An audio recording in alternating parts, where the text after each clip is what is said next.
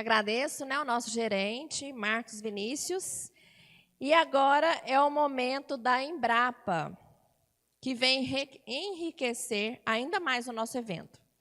Convido, então, o senhor Antônio Marcos Coelho, pesquisador da Embrapa Milho e Sorgo, que vai ministrar a palestra O uso de subprodutos da mineração e da siderurgia na agricultura.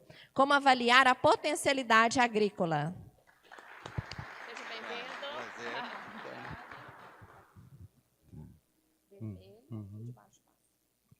Boa tarde, pessoal. Eu gostaria de parabenizar, né, os organizadores do evento e dizer o seguinte: quando o Sival me convidou para vir participar, eu falei, o que eu vou falar lá? Vamos pensar. E eu falei, acho que um bom assunto seria discutir essa questão. Eu coloquei o título ali, Subprodutos de Mineração e Siderurgia. Por quê? Porque Minas Gerais é um polo muito forte na área, né? E a gente, e o nosso centro lá em Sete Lagoas está rodeado disso. E sempre fomos demandados para o pessoal chegava, nós estamos com lá, eles falavam passivo ambiental, que é os subprodutos que eles tinham dessas atividades. Aí falavam, para a gente da área de fertilidade, eu e mais outros colegas, vão lá para vocês conhecerem e vão analisar se isso tem um potencial de uso aonde? Na agricultura, né? Então, a gente já vem trabalhando há bastante tempo com essa questão, mas a gente nunca conseguiu recurso financeiro para dar um salto maior no conhecimento disso. E até hoje isso é uma polêmica bastante grande com relação a esses subprodutos, que na verdade o pessoal hoje chama pó de rocha ou remineralizador de solos. E, recentemente, com essa crise dos fertilizantes, que vocês todos ficaram sabendo aí, que foi amplamente divulgado pela imprensa, que foi também agravado pela questão da guerra lá na Ucrânia e Rússia. E o Brasil, mas o Brasil, desde vocês olharem, desde a década de 80, o Brasil, o governo, vem sendo alertado para a questão dos insumos, principalmente fertilizantes no Brasil. Quando vocês viram, acho que foi na década de 90 que a Petrobras saiu, década de 2000 já, né? A Petrobras saiu do ramo, a Vale saiu, e a questão só aumentou, né? O Brasil passou a importar hoje, chega a importar 70% ou 80% do fertilizante. E em 2012, a Embrapa nos deu uma oportunidade de lançar um projeto nessa área, onde nós tivemos condição de desenvolver mais trabalho, e do qual eu vou mostrar para vocês alguns resultados aqui, certo? Mas eu gosto de começar a minha apresentação com esse desafio aí, porque às vezes a pessoa muito esquece. Agricultor, nós estamos trabalhando em solos tropicais. O que significa isso? O que são os solos tropicais? Né?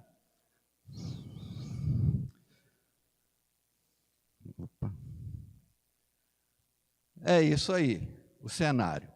Nós temos do lado esquerdo um solo de região temperada. Esse aí é lá dos Estados Unidos.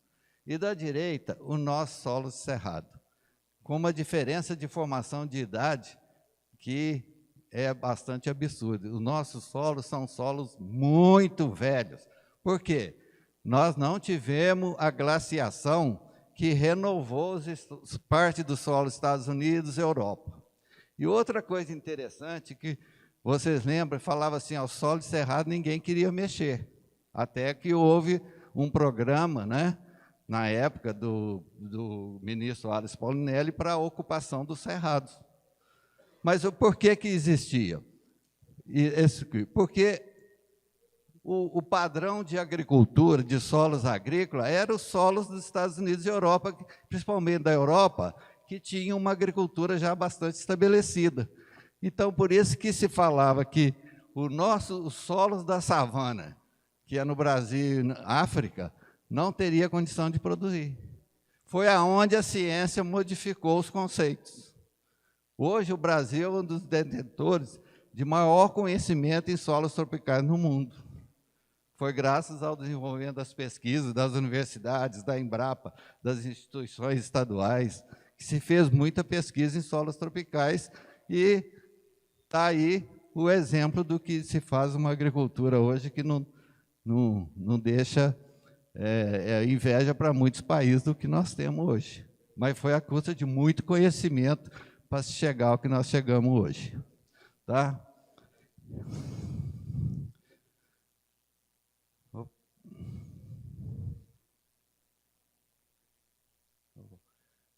Então, vamos para...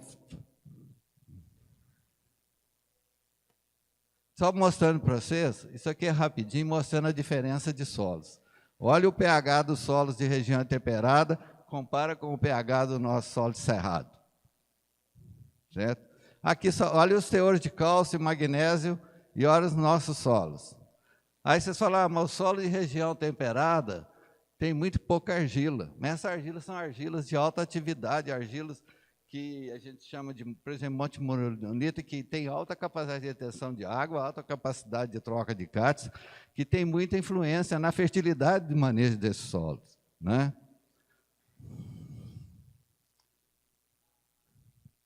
Então, resumindo, é isso. E para construir essa fertilidade desses solos, além de construir, nós temos que manter a fertilidade, senão não tem produção. E fora, sem insumo, fertilizantes químicos, tem que falar isso mesmo. Eu não sou falar assim, eu tenho adubo orgânico, tudo bem, se tiver, usa. Mas sem insumos não se dá para fazer agricultura nos nossos solos. Todo mundo sabe disso, né? E o Brasil tem uma demanda muito grande.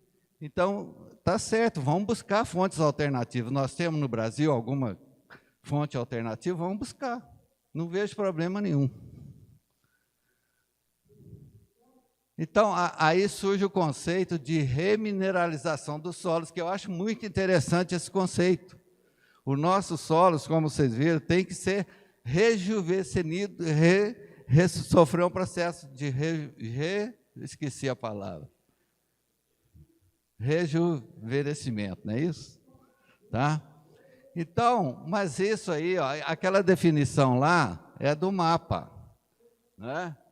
É o rejuvenescimento dos solos mediante a adição de pó de rocha, sedimentos e seus derivados, com a capacidade de alterar positivamente os níveis de fertilidade dos solos, sem afetar negativamente o equilíbrio do meio ambiente. Então, tem esse cuidado. Mas isso nós já fizemos, viemos fazendo. Por exemplo, com rochas moídas e supermineração, foram feitos vários trabalhos. Tem o Verdete, que nós trabalhamos, eu era estudante de graduação em Lavras em 1970, eu formei em 76, eu era na 74, por aí, eu era bolsista da Companhia de Pesquisa e Recursos Minerais. E eu já trabalhava com o fosfato de Patos, a gente trabalhava com o Verdete, tentando já desenvolver trabalho para ver a eficiência dessas rochas no fornecimento de fósforo e potássio.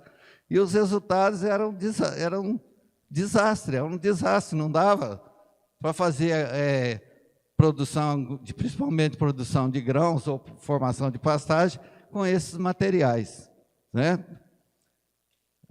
Tinha que se sofrer um tratamento químico ou térmico para melhorar isso. Calcário. Calcário é o exemplo do melhor remineralizador de solos que nós temos. Ele é um remineralizador de solos, né? Escória de siderurgia, temos algumas escórias com potencial para isso, né? E temos também algumas rochas que têm potencial para corrigir o solo. Fosfato de rocha. Os nossos fosfatos de rocha são de baixa reatividade, tanto é que você não vê mais comprar fosfato de Araxá, fosfato de Patos. Eles estão sendo usados para produzir fertilizantes solúveis. Gesso agrícola, minerais de potássio, por exemplo, a silvita e a carnalita, que são hoje é o cloreto de potássio que nós usamos. E as rochas silicatas que contêm potássio, como o pó de ardósia, a biotita, micaxisto, que são subprodutos de mineração. E os micronutrientes também, ó, nós temos as fritas, né, que são excelentes fontes de micronutrientes que se usa hoje, e também os adubos orgânicos, estercos e compostos, que são adubos para se rejuvenescer nossos solos. Então, são várias alternativas que só se vem trabalhando, não é de hoje, não, há muito tempo. Se você for na literatura, você vê que tem trabalho aí da década de 50, desde 50 já se tem muito estudo feito. Então, a pergunta é, o que eu vou fazer para caracterizar esse produto? Como eu devo fazer? Então, a primeira seria uma análise física de granulometria desse material. E posso fazer também, que eu vou mostrar, análise de mineralogia para ver a composição mineralógica da rocha, para ver o que ela tem. E uma análise química da disponibilidade, quanto que tem, por exemplo, de potássio, de fósforo, de magnésio, de cálcio. Teste de eficiência agronômica. Você tem que fazer esse teste, porque para registrar um produto desse no Ministério da Agricultura, você tem que mostrar resultados agronômicos do material, certo? Aqui tem os critérios do mapa para você registrar pó de rocha como remineralizador do solo. Vocês veem aqui, ó, pó de rocha, o teor de óxido de cálcio, óxido de magnésio e K2O tem que dar maior que 9%. Se não der, rejeita. Aqui tem 2%, né? Mais de 1% de potássio, né? E tem que percentagem em quartos, né? Tem que ter no mínimo 25. Esse quartos aqui, na verdade, é o sílica livre. Se tiver mais de 20, é o SO2 livre. Se tiver mais de 25%, também não pode, porque é o amianto, que dá problema de toxicidade. Aí tem aqui, ó, né? Se tem menos de 25%, né? Você olha, os metais pesados, não pode ter arsênio maior que 15%, cádmio 1%, mercúrio 0,1% e chumbo 200. Por isso que é importante ver os metais pesados ou os microelementos tóxicos. O mapa considera esse aqui, ó, esses aqui, tá? E tem que depois ter um teste de eficiência agronômica para registrar e ter resultado mostrando se tem alguma eficiência ou não tem. Vou mostrar um exemplo aqui. Vamos pegar a ardósia. Eu peguei 3 amostras de ardósia, do pó de rocha da ardósia, e fizemos uma mineralogia. Quartzo, né? O quartzo que está dentro da ardósia. A maioria é o quartzo. Tem aqui, ó, o plagiocaso que tem o quê? Cálcio, sódio, né? Mas é 8%, está em torno de 8, 9%. A microquina, que é um silicato de potássio, aqui, ó, 2%. A muscovita, que também tem potássio, silício, óxido de ferro, alumínio, em torno de 10, 7%. A clorita, que tem magnésio, 38% da composição das ardósias. Bom, isso me diz o que ela tem, mas isso aí está na forma de um mineral. Não quer dizer que ele está solto, está livre para ser disponibilizado para a planta, não, tá? Aqui tem outro exemplo, ó. Nós pegamos, já é uma espectroscopia de fluorescência, né? De raio-x. Nós temos, olha, ardósia, basalto, serpentinito, biotita, xisto e o fosforito. Lógico que é uma variação muito grande no conteúdo de nutrientes. Você pega aqui, ó, potássio, a ardósia tem 3,8, mas só tem potássio. Tá vendo? Tem o magnésio, é muito baixo, né? O magnésio, o serpentinito é uma fonte de magnésio, mas o fosforito só tem o fósforo, né? Que é uma fonte de fósforo. Então, você vê que são materiais muito variáveis em termos de composição. Então, eu teria que fazer um blend, né? Pegar o serpentinito, juntar com a ardósia que tem o potássio. Isso, a indústria vai ter que olhar isso, se quiser, né? Fazer algum fertilizante com um blend dessas rochas. Porque a pessoa comprar o serpentinito, comprar o pó de ardósia, vai ficando complicado para ele usar. E cada vez mais caro. O planejamento, agora vem um aspecto interessante, como avaliar isso em condições de campo. Como fazer um planejamento experimental. O que é comum é o seguinte, as observações em propriedade agrícola. Aqui, ó, o produtor, aqui está mostrando, ó, aqui, ó, isso aqui é lá em Pompéu, a área dividiu o pivô ao meio e aplicou 5 toneladas de ardose e sem ardose. Aqui, ó, um milho com cama de frango e um milho adubado com adubo químico. O que acontece? O cara escolhe 2 áreas, certo? Por exemplo, o tratamento A é o fertilizante A e o tratamento B é o fertilizante B. Aí coloco isso numa área sem observar o princípio científico da pesquisa. Ora, eu posso dar que essa área aqui, o efeito dela é que é um solo de melhor qualidade em relação a esse. Então, eu tenho um resultado mascarado, entendeu? Como mostra esse próximo slide. Olha aqui, você tem, no talhão A, você tem o efeito do fertilizante A, mais o efeito não controlado. É o que eu falei, se aquela parte do solo for melhor, vai te mascarar o resultado em relação a outro talhão. Aqui é a mesma coisa, ó, efeito do tratamento e erro experimental. Por isso que a gente precisa de um princípio científico de pesquisa com base nos conceitos de estatística para testar esses produtos. Do jeito que faz aí, isso aí não te dá certeza se o tratamento com o pó de rocha foi melhor do que o tratamento sem o pó de rocha, entendeu? Isso é que muitas vezes fazem aí nas propriedades e fala que o produto funcionou. Então, o que tem que fazer é o planejamento experimental, certo? É baseado em 3 princípios. É baseado em 3 princípios. Nós temos repetições, tem que ter repetições para justamente eliminar a variabilidade do solo. É a principal função de uma repetição num trabalho de pesquisa, é a repetição.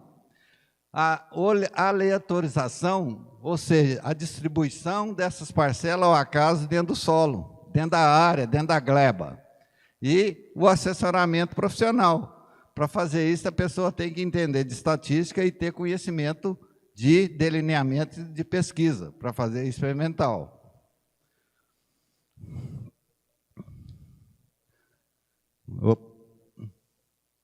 Então, nós temos bases para o desenho de experimentos. Assessoramento profissional. Tem que ter uma pessoa que entenda para ajudar a desenvolver, desenhar isso. Desenhar os ensaios, a localização, repetições, a aleatorização, registro de dados e na parte de análise estatística, que é muito importante, certo? E só voltando, volta para mim.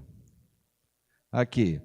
Aí é muito comum a pessoa chegar para você com os dados e falar, você podia analisar isso para mim, e o trabalho às vezes não teve nenhuma base de delineamento experimental, então fica difícil, tá? Aqui eu estou só num exemplo aqui, ó, como que montou o experimento, tá vendo? O tratamento 1, 2, tratamento 1 e 2 sorteados, fertilizante A, fertilizante B, e na outra área mostrando as repetições, tá vendo? E isso é mais ou menos um exemplo de como se deve fazer. E isso aqui dá para fazer em propriedade, certo? Tranquilo. Mas você não pode colocar muito tratamento. Você pode testar, por exemplo, um pó de rocha com mais calcário e o outro sem o pó de rocha, só com calcário. Experimentação em propriedade particular não pode ser complicado, não. Tem que ser mais simples. Hein? Ah, tá. E aqui está, ó. Vocês veem que em todas as repetições, o fertilizante A foi mais eficiente que o fertilizante B. Isso me dá segurança para falar que o fertilizante A é melhor do que o B. Ainda tem mais uma coisa aqui, que é a análise estatística, ó, mostrando, gosto de mostrar isso, às vezes isso é chato, mas tem que mostrar para a pessoa entender. A análise estatística é importante na organização dos dados e na interpretação dos dados. Ela não melhora nada, certo? Não melhora nada.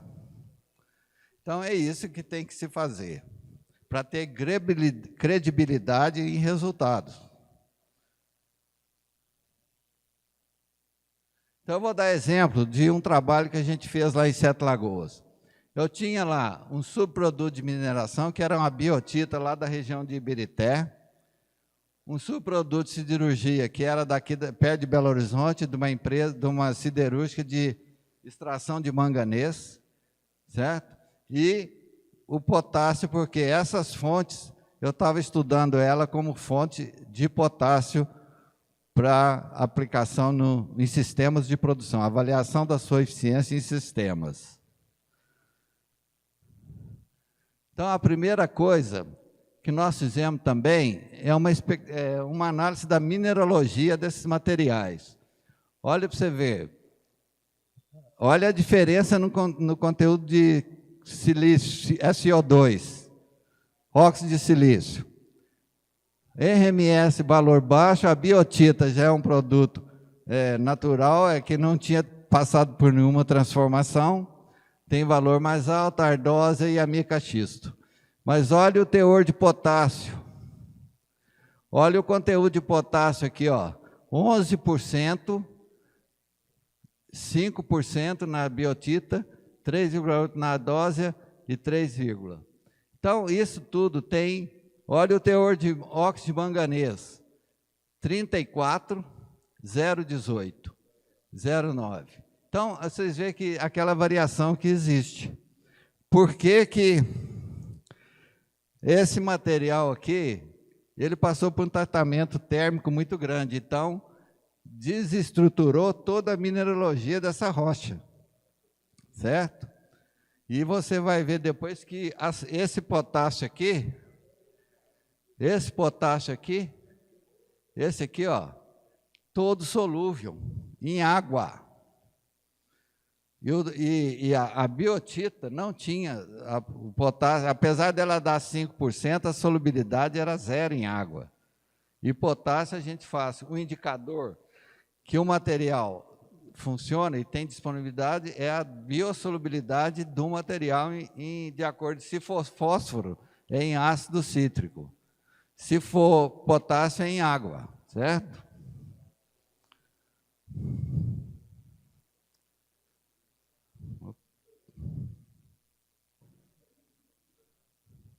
A primeira coisa que nós fizemos foi avaliar isso como corretivo de solo, né? Baseando na granulometria, no teores de óxido de cálcio e óxido de magnésio e no PRNT. Como fonte de nutrientes essenciais, fósforo, potássio, cálcio, magnésio, micronutrientes, né, o zinco, cobre, manganês, ferro, níquel, molibdênio, elementos benéficos, né, o sódio, o silício, cobalto, selênio, alumínio, e os elementos tóxicos, arsênio, cádmio, chumbo, mercúrio e chumbo.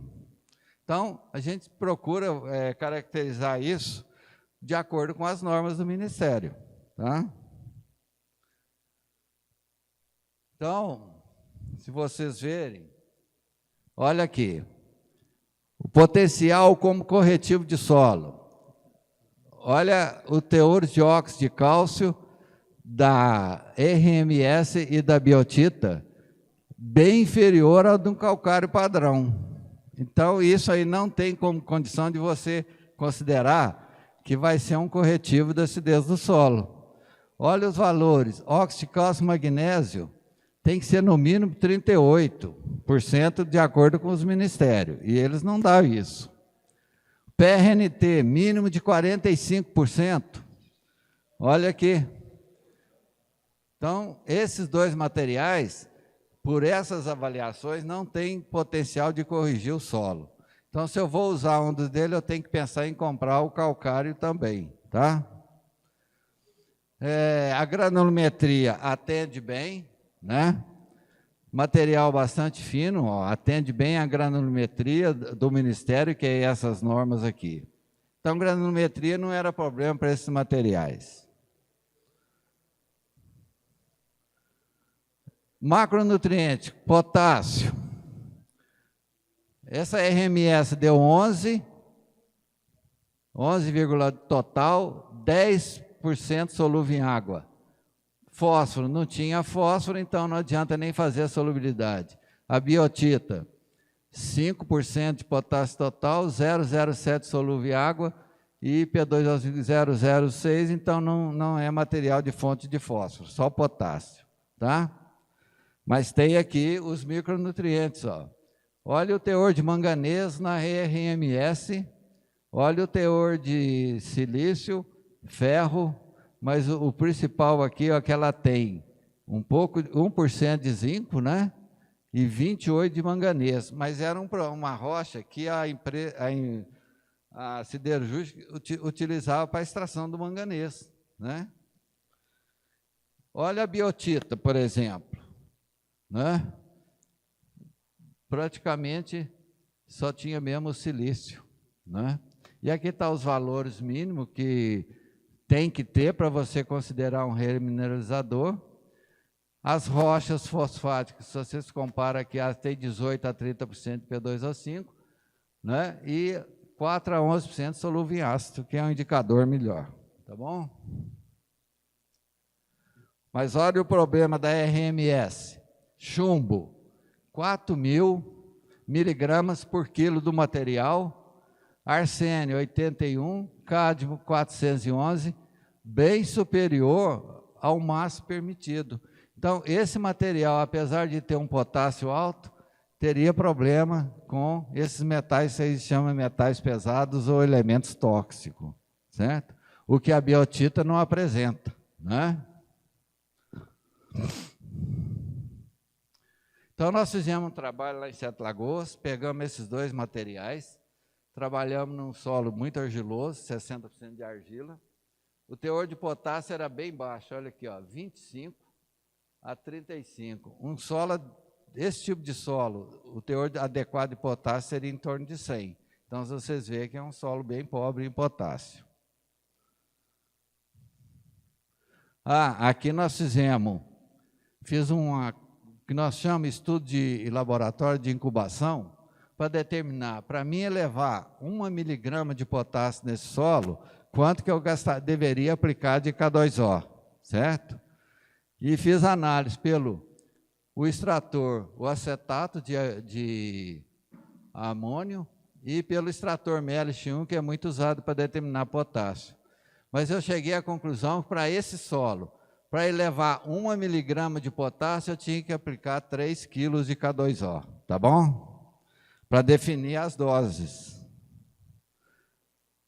E aqui, ó, então, se o meu solo estava com 25, Então, a testemunha ia ficar com 25, mas eu queria levar de 25 para 50, eu teria que aplicar 75. De 25 para 75, eu tinha que aplicar 50, multiplicado por 3, dá 150. E de 25 para 125, eu tinha que aplicar 300. É 100 vezes 3, tá bom? Então, foi isso que nós fizemos e fomos aplicar isso no campo e avaliar a sua eficiência com soja, milho, milheto, arroz, sorgo. Aqui tá as quantidades que apliquei para equivalente. O KCL, que era a minha fonte padrão, tá? Foi aplicada no suco, com a dose menor no suco e as doses maiores a lanço. Aqui, ó, dose das fontes em quilo por hectare. Então, para ter isso aqui, eu apliquei 250 quilos de K2O. Mas se você olha aqui, ó, para ter 300, eu apliquei 500 quilos de KCL, tá bom? Foi a lança. A biotita xisto, para me ter 300 quilos, equivalente ao KCL, eu tive que aplicar 6 toneladas. Porque ela tinha só 5% de potássio total. Mas a RMS, como ela tinha 10, para levar para 300, eu apliquei 3 toneladas. Então, foi esse o experimento. E fiz um tratamento adicional, misturando 75%, né? 75 quilos de K2O do cloreto, mais 75 da biotita ou da RMS. Então, aqui está a aplicação, aplicamos o material a lanço na superfície e incorporamos. Como é material de baixa solubilidade, o melhor efeito que você espera é incorporando no solo, tá? Então, quais os resultados que nós avaliamos? Indicadores da fertilidade do solo, ou seja, o que alteraria no solo com a aplicação desse material, o estado nutricional da cultura, com base na nossa foliar, vai me dar se a planta absorve aqueles nutrientes, o potássio, né? E o potencial produtivo e a eficiência agronômica relativa da rocha e do subproduto em mineração, tendo como padrão o cloreto, que é a fonte tradicional. E aqui está, fertilidade do solo. O meu controle era isso aqui, ó. Aqui, ó, a RMS não corrigiu o pH, como a biotita, isso nós vimos lá na análise. O que aumentou? O magnésio, o cálcio, não aumentou também, porque as concentrações de cálcio, além de ser baixa, é de baixa solubilidade. Olha o magnésio, a biotita aumenta sim um pouco do magnésio, porque ela tem magnésio, 15% ou 17%. O zinco, olha aqui a RMS, que eu falei para vocês que tinha 1% de zinco, né, aumentou, né, em relação ao meu controle aqui, ó, passou para 15%. E olha o manganês também, como que aumentou no solo, né, mostrando que essa fonte, pela ter passado por um tratamento térmico muito alto, ela solubilizou muito dos nutrientes que estavam nela.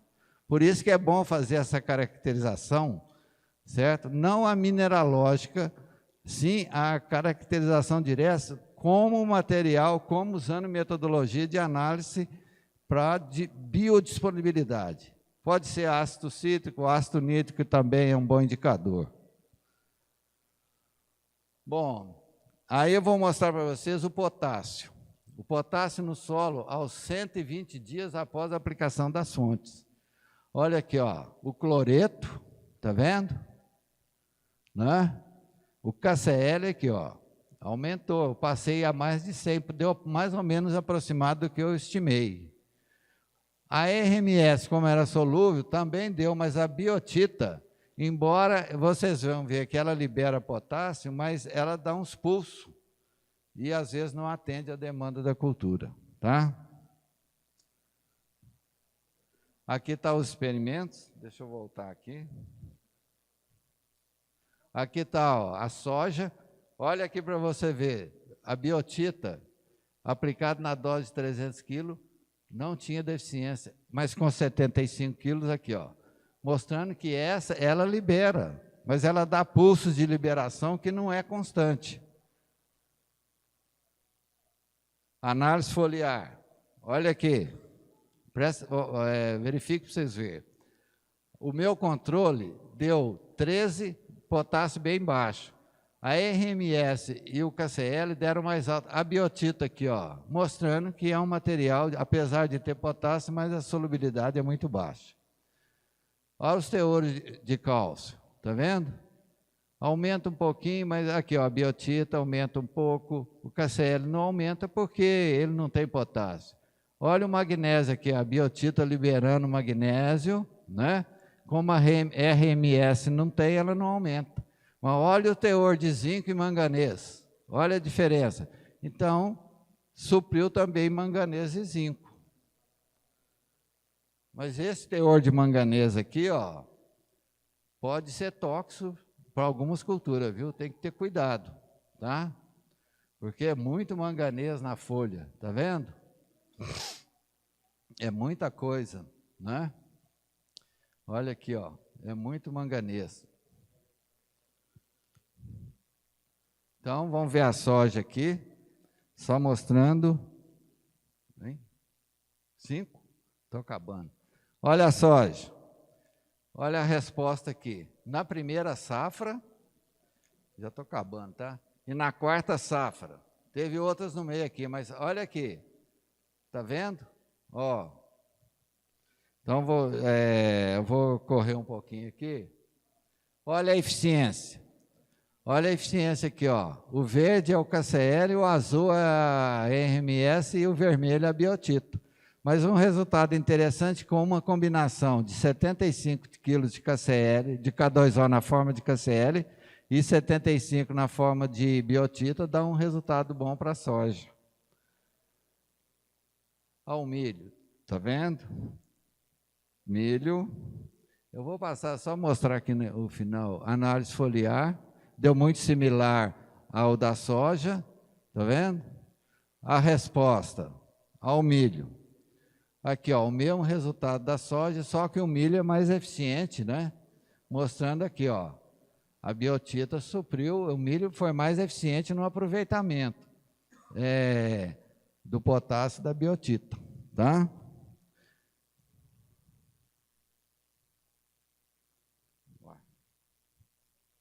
Não, peraí, não é isso que eu quero, não. Já estou terminando, tá? A eficiência, ó. Aí eu calculei a eficiência da produção de 4 total de grãos. Olha a eficiência, a biotita, ó. Para elas ter alguma eficiência, tem que ser dose alta, né? Mas se você tem uma mistura de biotita com o cloreto, dá uma eficiência bastante interessante, porque a biotita dá uns pulsos de liberação de potássio. É mais ou menos isso que justifica. Então, eu acho o seguinte, para a gente avançar em pesquisa nessa área, nós temos que ter essa associação do agronegócio, né, da mineração, da siderurgia e das empresas de pesquisa, né, para a gente avançar nesse conhecimento. Eu vejo como uma oportunidade grande para o Brasil, porque se vocês verem a distribuição de rochas, ela é bastante significativa, né? Mas, no mais, era isso que eu... só mais um slide aqui. Aqui tem algumas publicações que a gente tem sobre o assunto. Se vocês pegarem aqui, ó, vão lá nesse site da Embrapa e tem as publicações lá e esses trabalhos estão lá, tá? Se tiver interesse. E, no mais, agora é hora de tomar uma cerveja, não? Ô, gente, muito obrigado, viu?